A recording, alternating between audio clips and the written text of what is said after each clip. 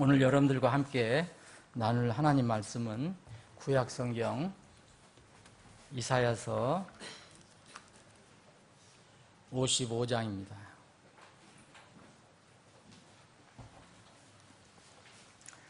여러분들이 이 구절을 많이 읽으셨을 거예요. 오늘 다시 한번 이 말씀을 한번 읽고 묵상하는 시간을 가졌으면 좋겠습니다. 우리가 이제 성경이 우리 교회에서는 우리 교회에 당산동에 있을 때 우리 교회가 많이 애를 쓰고 힘을 써서 사실 3판을 우리 교회에서 그때 흠정역을 출간했었잖아요. 그 뒤로 이제 몇 판이 더 나왔는데 우리는 3판을 계속해서 쓰고 있었어요. 그런데 이제 시간이 많이 지났고 또 여러분들 중에서 이 성경이 낡고 그래갖고 지금 현재 판이 몇 판인지 5판인가 6판인가요? 그 판을 쓰고 있으신 분들은 3판을 쓰고 있는 분들과 이제 차이가 있는 게 있어요. 그래서 오늘 특별히 오늘 읽는 부분을 제가 살펴보니까 5판인가 6판 가지고 있는 분들하고는 차이가 있어요. 그래서 혹시 여러분들이 읽으실 때 어떻게 읽어도 좋은데 이제 특히 오늘은 이 단수를 새롭게 후에 나온 판은 다 복수로 이렇게 다시 정정을 했습니다. 복수로. 그래서 그게 사실 맞는 거거든요. 우리가 3판을 가지고 있는 것은 단수로 되어 있어요.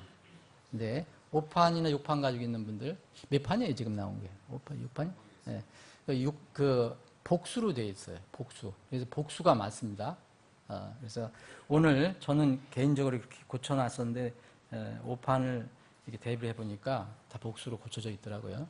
그래서 그렇게 어떻게 읽으시든지 여러분들 그렇게 이해를 해주시기 바랍니다. 왜 내 성경은 그렇지 않은데 그래서 그걸 이해를 해주시면 되겠습니다. 이사야서 55장 6절로 13절입니다. 제가 읽고 여러분들과 제가 읽을 부분을 두 절만 말씀을 드리겠어요. 6절 제가 읽겠습니다. 너희는 주를 만날 때에 그분을 찾으라. 그분께서 가까이 계실 때 그분을 부르라. 사악한 자는 자기 길을 버리고 불의한 자는 자기 생각을 버리고 주께로 돌아오라. 그리하면 그분께서 그를 긍휼히 여기시리라. 우리 하나님께로 돌아오라. 그분께서 풍성하게 용서하시리라. 8절, 9절은 여러분들이 가지고 계신 거면 다 단수로 되어 있는데 복수로 읽으시면 좋을 것 같아요. 자, 8절, 9절 다시 읽겠습니다. 여러분들 같이 저와 함께 두 절만 읽습니다. 시작합니다. 내 생각들은 너희 생각들과 다르며 내 길들은 너희 길들과 다르니라. 주가 말하노라. 하늘들이 땅보다 높음 같이 내 길들은 너희 길들보다 높으며 내 생각들은 너희 생각들보다 높으니라. 제가 읽겠습니다. 비와 눈이 하늘에서 내려와 거기로 되돌아가지 아니하고 땅을 적셔서 우미 돋게 하며 싹이 나게 하여 그것이 씨 뿌리는 자에게 씨를 주고 먹는 자에게 빵을 주게 하는 것 같이 내 입에서 나가는 내 말도 그러하여 그것이 헛되이 내게로 되돌아오지 아니하고 내가 기뻐하는 것을 이루어 내가 그 말을 보내어 이루게 하려는 일에서 형통하리니 너희가 기쁨으로 나아가며 화평으로 인도될 것이요 산들과 작은 산들이 너희 앞에서 소리내어 노래하고 들의 모든 나무가 손뼉을 치리라. 전나무가 가시나무를 대신하여 나고 은매와 나무가 찔레를 대신하여 나리니 그것이 주를 위하여 한 이름이 되며 끊어지지 아니할 영존하는 표적이 되리라. 아멘. 잠깐 기도하겠습니다. 아버지 하나님, 오늘도 복된 주일 아침에 우리 회중에게 이 말씀을 주심을 감사합니다.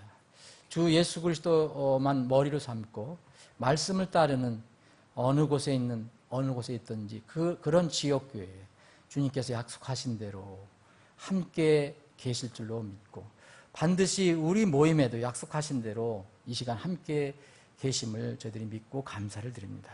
주님, 저희들이 이 말씀을 이 정해진 시간에 상고해 볼 때 감화 감동은 하나님으로부터 옵니다. 내주하시는 성령으로부터 그 감화 감동이 옵니다. 그것을 저희들이 고백하고 이 시간 인간의 생각과 뜻과 모든 내 기준이나 판단은 다 내려놓고 오직 주님만 높여지고 주님의 생각들, 주님의 계획들만 높여지는, 그리고 그 하나님의 계획 앞에 우리의 모든 인간의 계획은 내려놓는 그런 시간이 될 수 있도록 인도해 주시옵소서.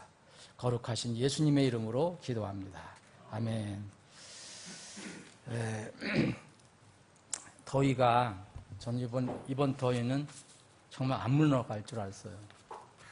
기상청이 매번 이렇게, 잘못 아니잖아요. 기상청이 무슨 죄가 있어요? 그렇지만 어쨌든 매번 바꾸니까, 그래서 올 여름은 진짜 그 이상 기후라 뭐 혹시 겨울까지 이런 게 지속되는 거 아닌가 이런 생각도 들었는데, 절대 이 여름이, 이 무더위가 안 내려갈 것 같다. 35도, 36도에서 안 떨어질 것 같다. 그런 생각을 했는데 어느 날, 진짜 이번에 어느 날 하루 만에 바뀌었어요. 여러분 그렇지 않아요? 제가 이제 들어보니까 뉴스도 그렇고 사람들 만나서 얘기 들으면 이게 거의 첫 번째 주제더라고요. 토픽이에요. 정말 여름이 안 물러가고 이 더위가 안 물러가고 가을이 안 올 것 같았는데 어느 날 자고 일어나 보니까 왔어요. 그래서 저는 그런 생각을 해봤어요. 우리가 하나님 말씀을 이렇게 늘 읽고 그 대언을 성취될 것을 기다리고 있고 하는데 실감을 못 나고 있거든요. 우리가 못 내고 있어요. 과연 이것이 이루어질 것인가? 과거에 이루어졌다는 것을 우리가 많이 배웠는데 과연 앞으로 예언한 것이 다 이루어질 것인가? 이렇게 생각할 때는 상당히 우리 마음이 감동이 없어요. 솔직히. 예수님이 오신다는 말이 그냥 그런 걸로 생각됩니다. 저는 이번에 정말 힘들었거든요. 이번 여름. 여러분들도 참 고생했겠지만 지난주만 해도 35도, 36도 했잖아요. 예? 정말 숨이 턱턱 막히고 어딜 참 다니기도 힘들고. 그런데 며칠 전에 하룻밤 자고 일어났더니 갑자기 선선한 바람이 불어와서 잘못하면 감기 들 뻔했어요. 예. 그렇게 돼요. 그래서 주님의 이 말씀도 지금은 뭔가 이루어지지 않을 것 같고 이게 언제 이루어질까? 이거 막막하고. 근데 어느 날 그게 성취되는 것을 우리가 보게 될 것입니다. 주님의 재림도 동일합니다. 답할 소리 언제 날지 모릅니다.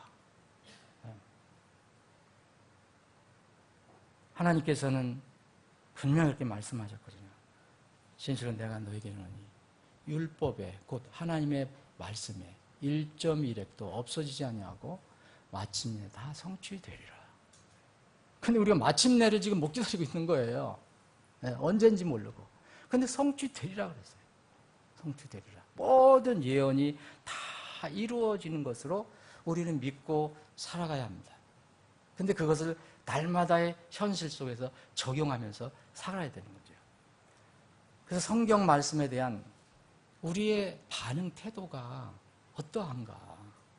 오늘 이사야서 55장은 이스라엘의 나중에 회복되는 국가의 모습, 그 왕국의 모습, 그것을 주로 얘기한 거지만 이 말씀 안에서 우리는 지금 이 시대를 살아가면서 우리에게 적용할 말씀으로 우리가 이 말씀 받기를 원합니다.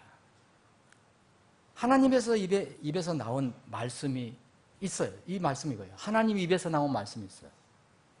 이건 토시도 하나 없어지지 않고 다 성취될 거예요. 그런데 이거와 대비해서 사람의 말이나 생각이 있다고 얘기하십니다. 하나님은. 또 하나님 말씀을 생명으로 받아들이는 사람이 있어요. 정말 하나님의 말씀을 생명으로 받아들이는 사람이 있는가 하면 지식으로 생각하는 사람이 있어요. 이게 성경 말씀에 대한 사람들의 다양한 반응 태도예요. 또 어떤 사람은 하나님 말씀을 진지하게 받아들여요. 또 이거 대비해서 어떤 사람은 너무 가볍게 받아들이는 거예요. 또 어떤 사람은 하나님의 말씀 철저히 보존될 것이다. 보존되고 있다. 그리고 앞으로도 보존될 것이고 또 그 보존을 위해서 수고하는 사람들도 있어요. 그러니까 이게 대비해서 또 어떤 손을 대는 사람이 있어요. 이 하나님 말씀에 손을 대는, 이게 하나님의 말씀에 대한 사람들의 이상한 태도예요. 다양한 태도예요. 하나님 말씀은 정말 1.1핵도 없어지지 않고 그대로 성취될 것을 믿기 때문에 그대로 순수하게 받아들인 사람이 있는가 하면 거기다 내 생각과 뜻이 다르다고 왜곡하는 사람들이 또 있어요. 성경 말씀에.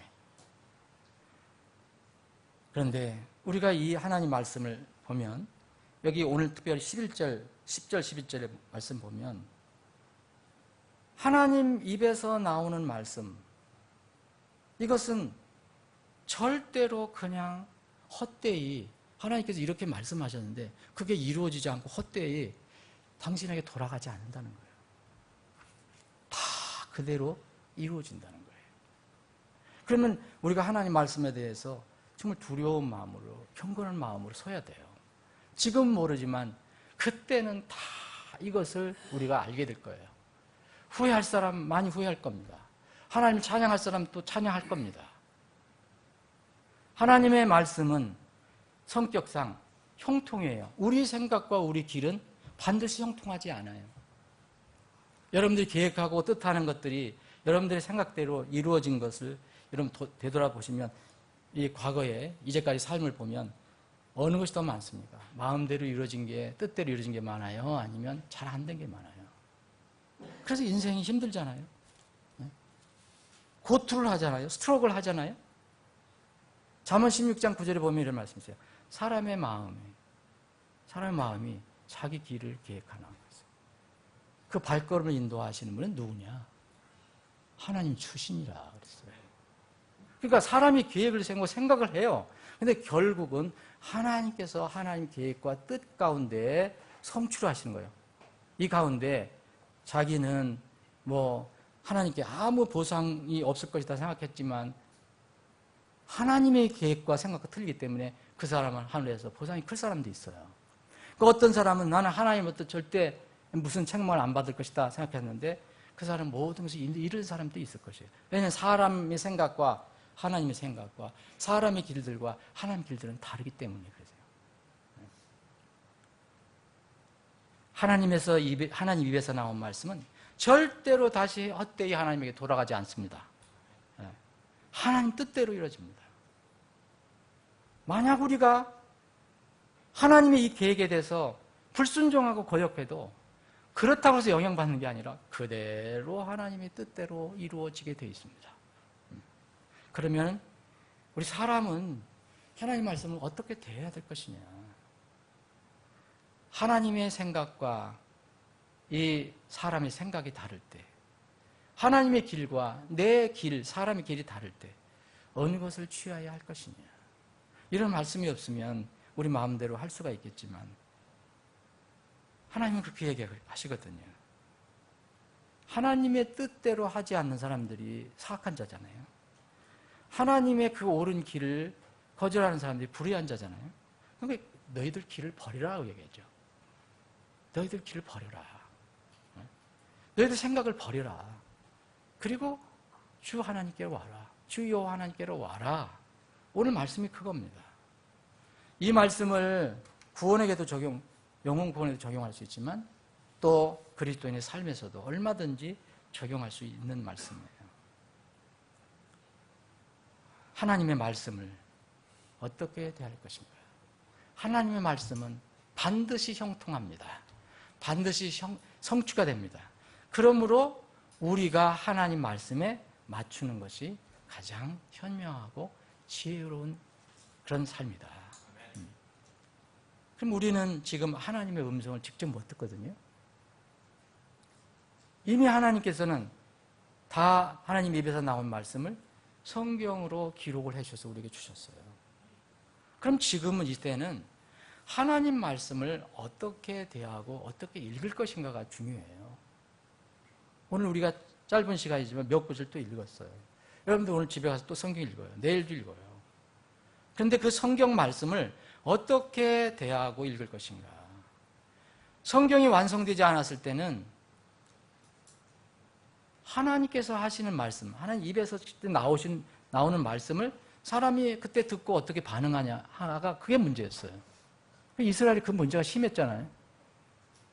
하나님 입에서 나온 말씀 바로 대언자가 직접 전해줘요.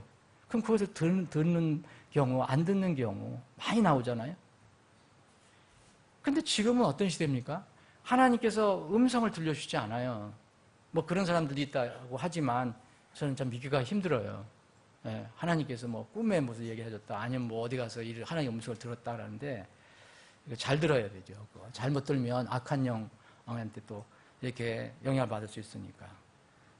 모하메드가 그렇게 영향을 받았다는 거 여러분들 지난번 공부했죠. 예.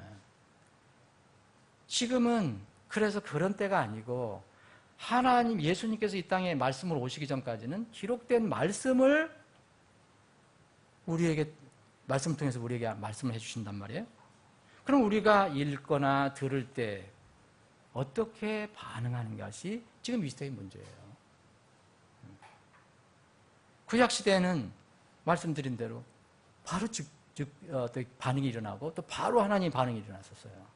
그걸 오래 참고 계시면서도 계속 그 중간에는 너희들 순종하라, 너 이렇게 하면 안 된다 계속 말씀하세요. 근데 지금은 그런 음성을 못 들어요. 그럼 여러분들이 우리가 성경 말씀을 찾아서 읽어야 돼요. 찾아서 읽기 싫으면 그러면 주일날 최소한도 2번 설교는 듣잖아요. 성경 공부하시는 분은 3번까지는 들을 수 있어요. 근데 그것도 안 하면 이제 하나님 말씀 듣는 기회가 없는 거예요. 근데 가만히 있어도 세상 것은 다 들어오거든요. 텔레비를 통해서 들어오고, 스마트폰을 통해서 들어오고, 뭐 인터넷을 통해서 다 들어와요. 학교에서도 배우고, 어디 사회 가서도 배우고. 근데 하나님 말씀 못 들어요. 하나님께서 우리에게 주신 이 말씀을 우리는 어떻게 읽을 때 반응할 것이냐. 자, 이런 기회가 이 성경 말씀을 듣고 읽을 수 있는 기회가 있어도 정말 이 말씀을 어떻게 반응하고 대하는가. 이것도 또 상당히 중요합니다. 그 다음에는. 첫 번째는 이 말씀을 못 듣는 사람이 있어요. 안 듣는 사람이 있어요. 근데 들어도 이 말씀을 어떻게 들어야 할 것인가. 하나님의 진정 말씀인가. 하나님 입에서 나온 말씀. 이스라엘 백성이 시내산에 올라갔을 때 그 모세에게 법을 주셨어요. 근데 얼마나 무서운지 이스라엘 백성들은 벌벌벌 떨었어요. 그 천둥 소리로 들렸어요. 너무 무서웠어요. 하나님 입에서 나오는 말씀이. 만약 그렇게 우리가 들면, 지금이라도 듣는다면 그렇게 함부로 하나님을 대적하는 사람이 없을 거예요. 뭐 그렇게 해도 곧 잊어버리고 또 대적했지만 요새는 그런 게 없어요. 지금은 더해요. 이게 기록된 말씀이에요. 어떻게 반응할 것이냐. 정말 이거 뭐 보이는 건 검은 거, 배경은 흰 것뿐이다. 눈 피곤하게 하고 잠이 나오게 하는 그런 말씀이다. 이렇게 생각하면 아무리 읽어도 그렇게 천둥 네우 소리로 들려오지 않죠. 아무 의미가 없어요. 어떻게 읽을 것인가. 여기 오늘 하나님께서 이런 말씀하세요. 내 생각을 얘기하세요. 내 생각. 그럼 생각은 하나님의 마음이거든요. 하나님 마음. 그 하나님께서 어떤 말씀을 쓰게 하셨을 때는 그때 상황에 따라서 그 하나님 마음이 표현이 된 거죠. 그러면 하나님께서 직접 우리에게 말씀하실 때는 어떤 감성이나 감정 이런 것이 다 포함이 됐을 거예요. 우리가 누구하고 대화를 나눌 때도 마찬가지죠.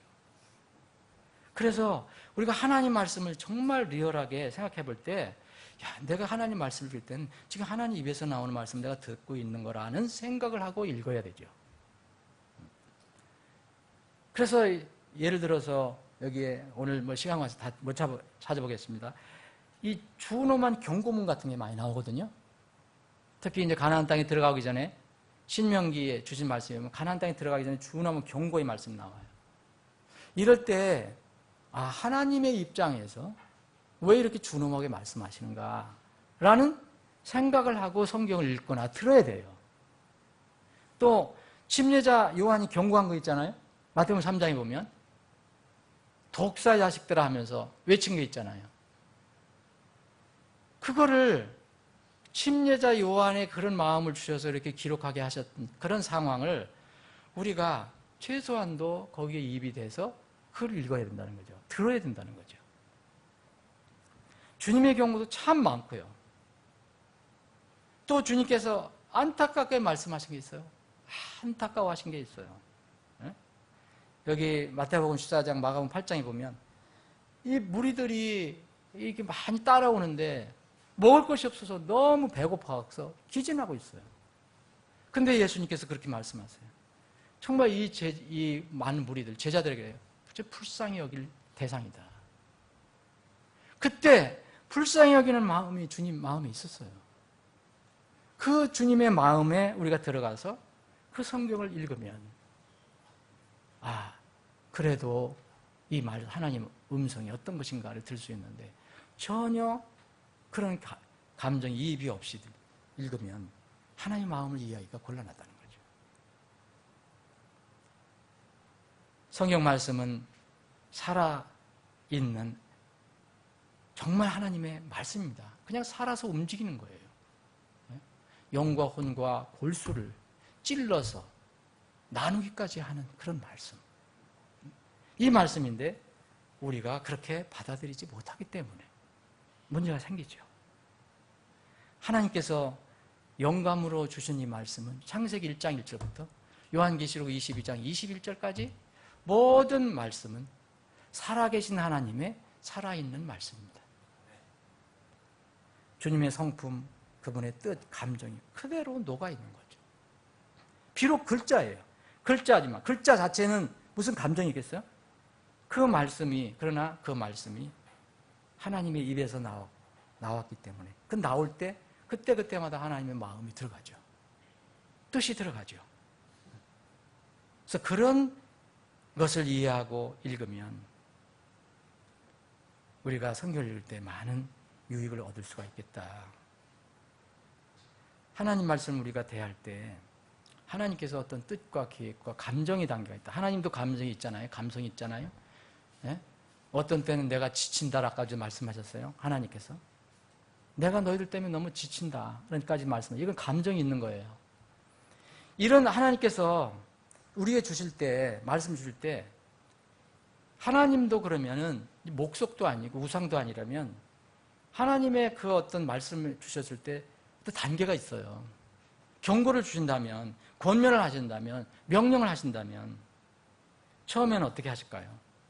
처음에는 사랑스러운 음성으로 말씀하실 거예요. 조용히 부드럽게 말씀하실 겁니다.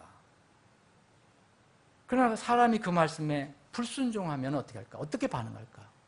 이스라엘 백성에게 처음부터 하나님이 엄하게 말씀하셨습니까? 불순종하면 어떻게 하실까? 또 하나님은 인내의 하나님이고 오래 참으시는 하나님이시니까 여러 번 인내하시면서 또 기다리실 거예요. 그래도 여전히 불순종하면 어떻게 됩니까? 하나님은 웃음을 거두실 거예요. 전보다 더 강한 음성으로 말씀하실 거예요. 이렇게 두세 번 또 이것도 인내하시면서 말씀하실 거예요. 그래도 고집 부리고 순종하지 않으면 어떻게 하시겠어요? 하나님은 여러분 진노의 하나님이라는 거 아시죠? 얼굴에 노기를 띠고 큰 소리로 말씀하실 거예요. 예수님도 그러셨어요. 이때 하나님은 그렇게 얘기하죠. 불순종하는 사람들에게 너희 이스라엘, 불순종한 이스라엘, 내가 너를 다루지 않을 수 없다. 이렇게 경고를 하시죠. 그래도 불순종하면 어떻게 됩니까? 이제는 손에 매를 드시는 거예요.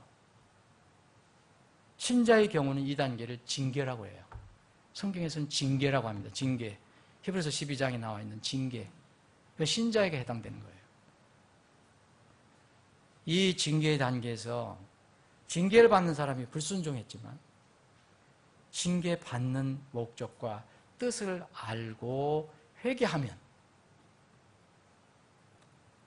하나님의 자녀라는 것을 입증하는 거라고 했어요. 근데 만약 끝까지 회개하지 않고 불순종하면 이 성경 말씀에 의하면 그 사람은 하나님 자녀가 아니라는 걸 스스로 증명한다고 그랬어요. 여러분 누구 말을 믿어야 할 겁니까? 사람의 말이 더 중요해요? 하나님 말씀이 더 중요해요? 하나님 말씀은 아무도 손을 댈 수가 없어요. 히브리서 12장 말씀은 그거예요. 사생아는 하나님께 손을 안 대신다고 그랬어요. 사생아는 나중에 심판이에요. 이 하나님의 자녀는 심판이 아닙니다. 징계예요. 그것을 히브리서 12장에 보면 5절부터 뒤에 부분까지 계속 돼 있는 거예요. 만약 믿지 않는 어떤 사람이 자신의 고통과 불행 가운데서도 하나님의 손길을 느꼈다면, 이게 불신자가 아니고 어떤 하나님의 섭리를 느꼈다.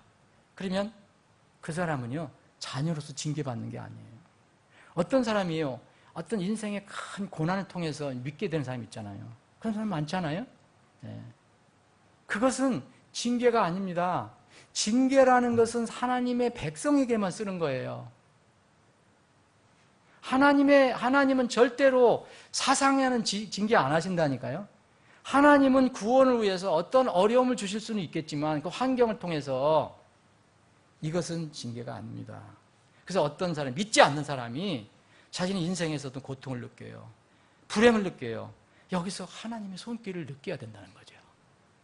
느끼면 그것은 징계가 아니라 하나님께서 그를 건지시려고 한다는 뜻을 알고 그 하나님의 마음을 찾아야 돼요.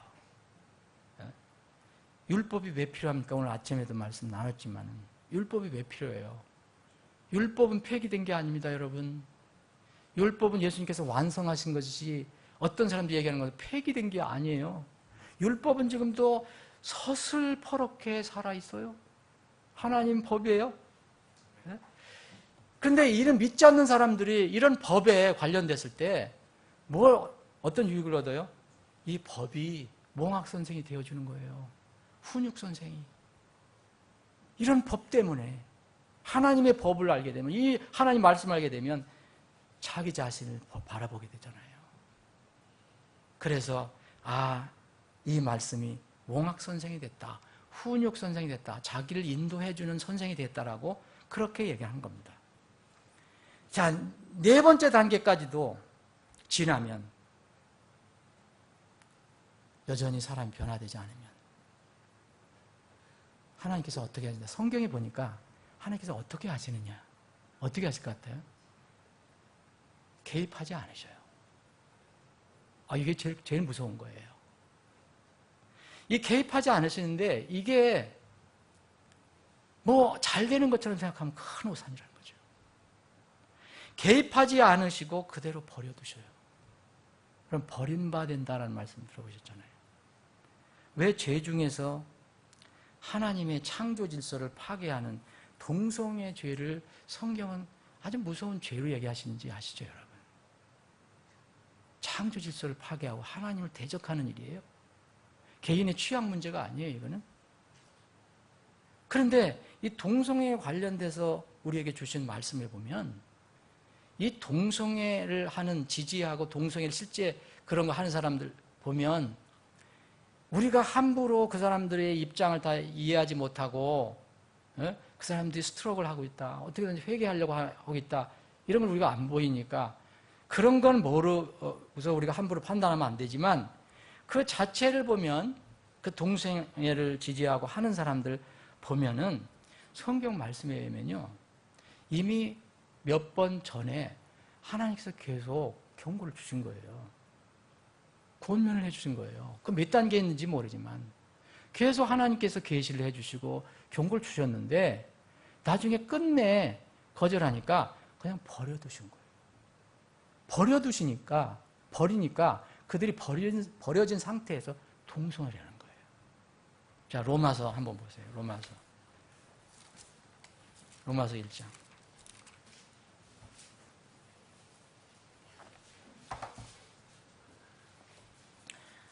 로마서 1장은 바울 사도가 로마 교회에 나는 로마에 있는 너에게 복음을 선포하고자 한다 그랬어요. 1장 15절에 보면 이미 로마에 있는 사람들은 복음을 알고 있는 사람들이 대부분일 거예요. 그래서 복음을 선포한다는 것은 이 사람들이 다시 구원시키려고 하는 게 아니라 그 복음이 무엇을 뜻하시는 건가, 무엇을 의미하는 건가, 그것을 선포하겠다는 거죠. 또 혹시 구원받지 못한 사람에게 또 복음을 전해줘서 구원받게 하고요. 1장 15절에 보면 그러므로 내 안에 있는 분량대로 나는 로마에 있는 너희에게 복음을 선포하고자 그랬어요.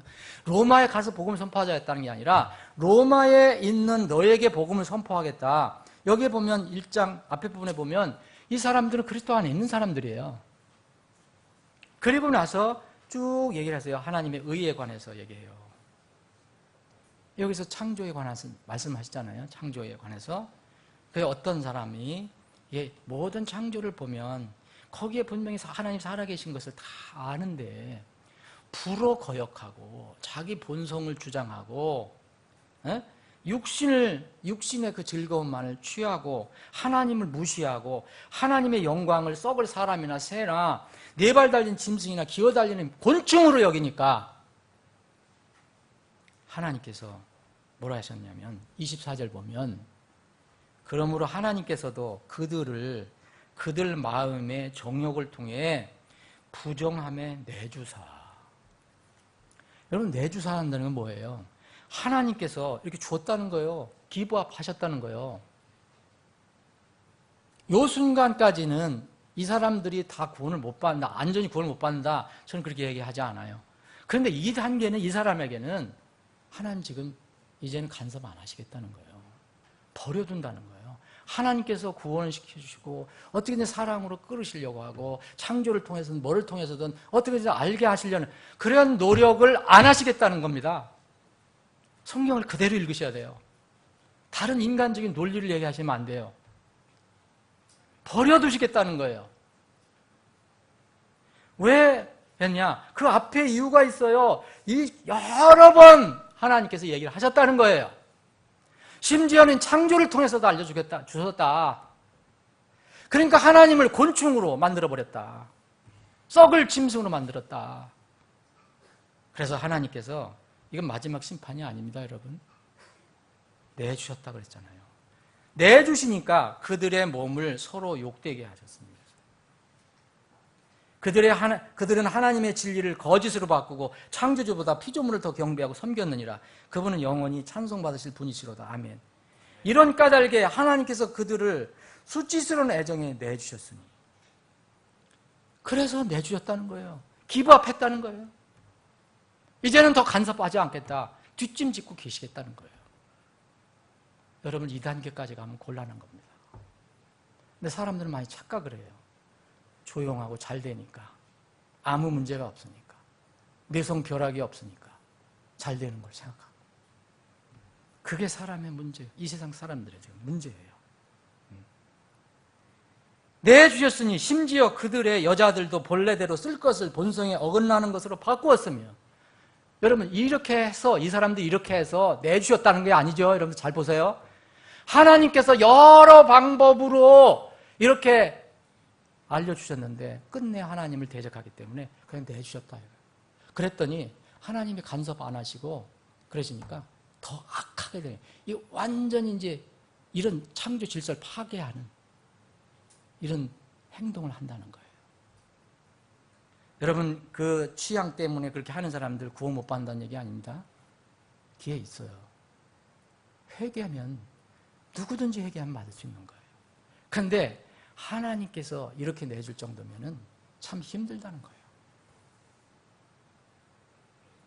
남자들도 이와 같이 본래대로 여자 쓰기를 버리고 서로를 향해 욕정이 부릴 듯하여 남자가 여자와 더불어 보기 흉한 짓을 행함으로 자기 잘못에 합당한 보응을 자기 속에 받았느니라.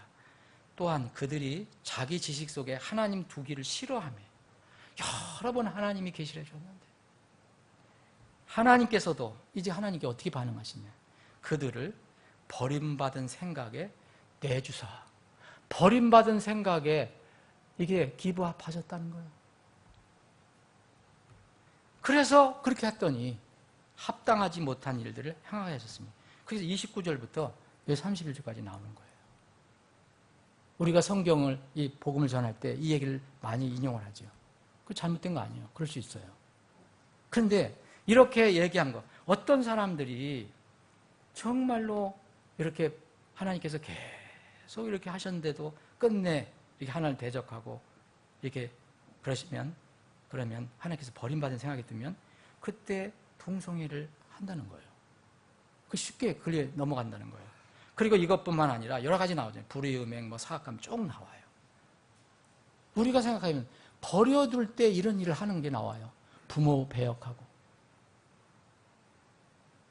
약속 어기고. 근데 32절 보면 그들이 이런 일들을 행하는 자들은 죽어야 마땅하다는 하나님의 심판을 알고도 어떤 사람들이에요? 이 사람들이 전혀 모르는 거예요. 이런 일을 하면 하나님 심판이 있다 이걸 아는데 같은 일들을 행할 뿐 아니라 자기도 행할 뿐 아니라 그런 일들을 행하는 자들을 기뻐하느니라. 여러분 동성애 지지하는 목사가 있잖아요. 동성애 지지하는 교회가 있어요. 그런 단체가 있어요. 여러분 그들이 하나님의 이름으로 해요. 하나님의 말씀을 조금이라도 읽어보면 그렇게 할 수가 없어요. 여러분 이런 거 하면 이런 일들을 행하는 건 이런 일들이라는 것은 이 동성애뿐만 얘기하는 게 아니에요. 버려둔 상태에서 하는 행동을 얘기해요. 그럼 이렇게 하면은 마땅히 죽어야 한다는 걸 알아요. 그런데도 놀랍게도 너무 본성적이니까 그거 알면서도 자기도 해요. 그리고 남이 하는 거를 박수를 쳐줘요. 그거 괜찮다. 이게 무서운 거예요. 사람 마음이 이래요. 여러분 만약 이 단계를 지나도 여전히 변화되지 않으면 어떻게 됩니까? 그때는 이제 심판이 오는 거죠. 마지막입니다. 그래서 성경은요, 신자나 불신자에게 다 공통적으로 적용하는 하나님의 속성이 있어요. 소멸시키시는 불이에요. 여러분, 소멸시키는 불이, 이거 그리스도인에게만 믿지 않는 사람들에게만 해당된다고 생각하시면 큰 오산이에요. 이게 이스라엘 백성에게 주신 말씀이 원래 이스라엘 백성에게, 선택받은 이스라엘 백성에게. 그리고 이 말씀은 히브리서 12장에 말씀이 있어요. 소멸시키시는 불이다. 그리고 바울 사도는요, 여러분, 그리스도의 심판석에 서는 사람들은 구원받은 사람이에요. 구원 못 받은 사람은 그리스도의 심판석에 설 수가 없습니다. 그리스도의 심판석에 서는 사람들에게 하나님의 이 공포를 얘기했어요. 바울 사도는. 고린도후서 5장 10절 얘기했잖아요. 우리가 모두 다 반드시 그리스도의 심판석 앞에 서리니, 나타나리니, 각 사람이 좋은 것이든 나쁜 것이든 그 몸 안에서 행한 대로 받으리라. 이루어진 것을 받으리라. 11절 보면 그런즉 우리가 주의 공포를 알므로. 누구에게 해당된 거예요? 믿지 않는 사람입니까? 구원받은 사람이에요. 우리가 주의 두려움을 알므로 사람들을 설득하겠다. 내가 정말 하나님 말씀을 중히 여겨라. 우리가 하나님께 밝게 드러나고 또 너희 양심에도 밝게 드러난 줄 내가 주의 공포를 안다. 이걸 그리스도의 심판석과 연결해서 말하고 있어요.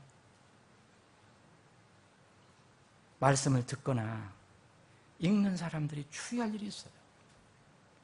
하나님 말씀을 진지하게 들어야 돼요. 왜 변하지 않는가? 이거 미스테리예요. 왜 말씀이 계속 나가는데 변하지 않을까? 하나 간단한 문제도 왜 해결이 안 될까? 왜 그것이 그렇게 될까? 정말 미스테리예요. 진지하게 들어라 그랬어요. 히브리서 12장에 보면 여기 12장 몇 절에 보니까 너희는 조심하여 말씀하시는 분을 거역하지 말라 그랬어요. 조심하라 그랬어요. 여러분, 하나님께서 말씀하실 때 그냥 함부로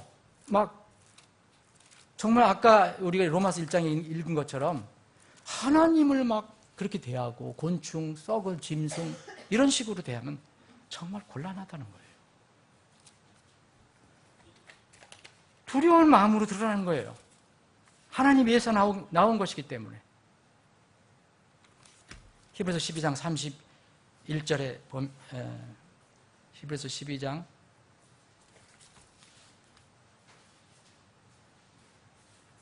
29절 하나님은 소멸시키는 분이죠. 자, 28절 제가 읽겠습니다. 그러므로 우리가 움직일 수 없는 왕국을 받을진대 은혜를 소유하자. 이 은혜를 힘입어 우리가 공경하는 마음과 하나님께 속한 두려움으로 받으실 만한 하나님 섬길지니 우리 하나님은 소멸시키는 불이시니라. 이거 우리가 얘기하는 건 뭐예요? 우리 얘기하는 거예요.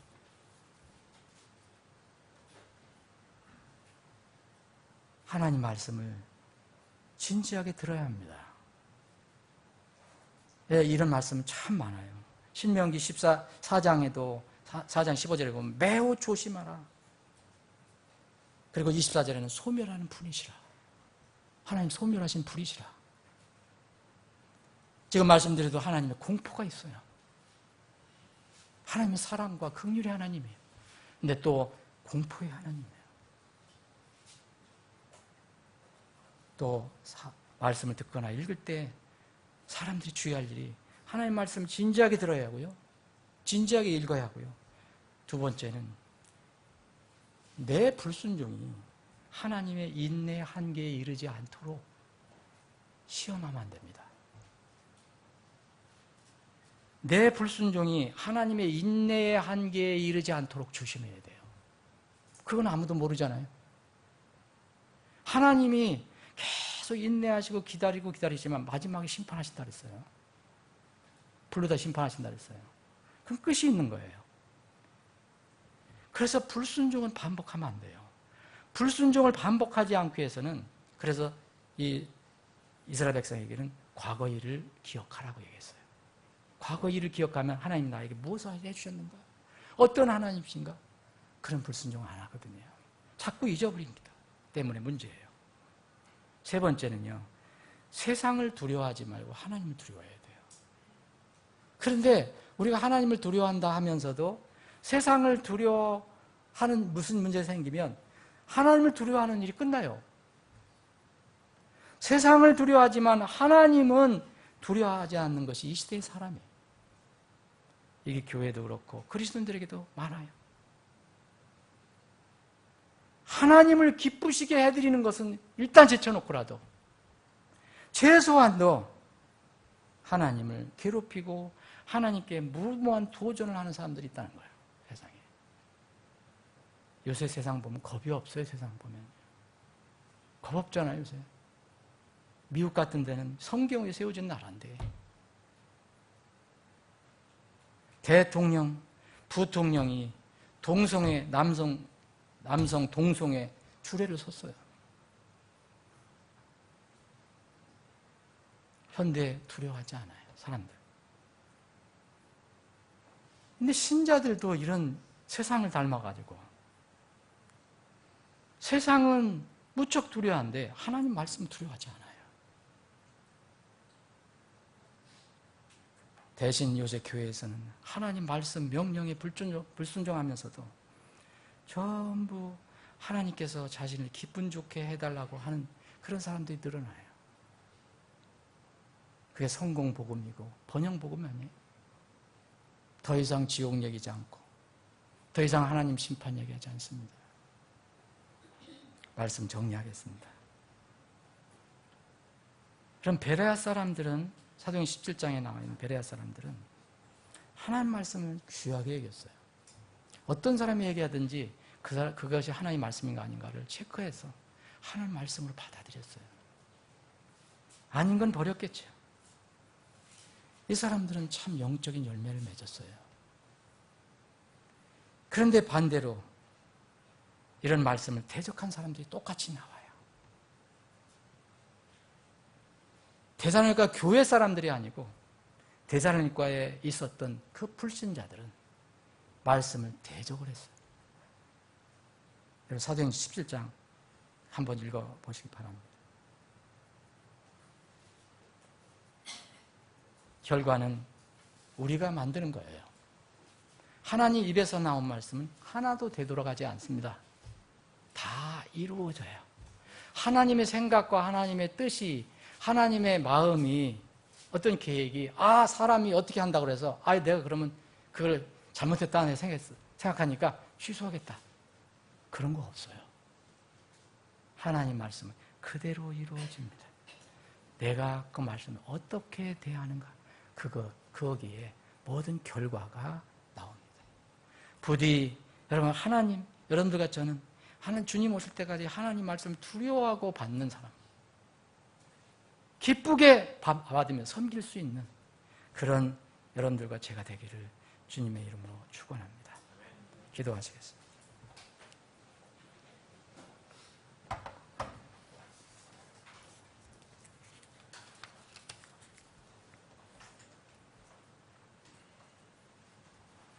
잠깐 기도한 시간 갖겠습니다.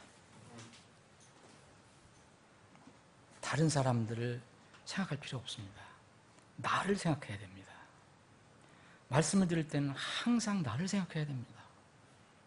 다른 사람에게 적용하기보다는 먼저 나에게 적용해야 합니다. 지금 나는 어떠한 상태인가? 만약 하나님께서 나를 바라보신다면 나는 어떤 단계에 있는 것인가? 정직하게 살펴보아야 합니다. 그래서 반역, 배도의 단계에 이르지 말아야 합니다. 이건 매우 위험한 것입니다. 속히 회개해야 합니다.